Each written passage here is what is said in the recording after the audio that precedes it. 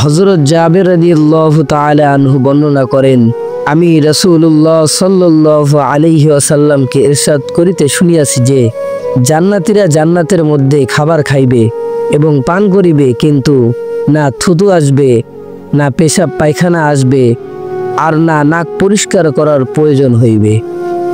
সাহাবায়ে কেরাম রাদিয়াল্লাহু তাআলা আনহু আরজ করিলেন, যাহা খাইয়াছে ওহার কি হইবে, অর্থাৎ সেটা কিভাবে হজম হইবে?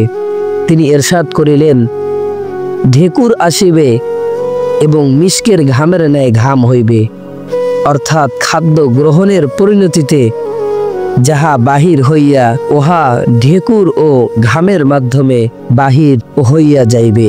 আর জান্নাতীদের মুখে আল্লাহ তাআলার প্রশংসা ও পবিত্রতা ও বরত্ব এমনভাবে জারি হইবে যেমন তাহাদের প্রশ্বাস জারি হয়, অর্থাৎ যেমনভাবে মানুষ শ্বাস প্রশ্বাস নেয় ঠিক এমনই জান্নাতীদের মুখে আল্লাহ তাআলার প্রশংসা ও পবিত্রতা জারি হইবে।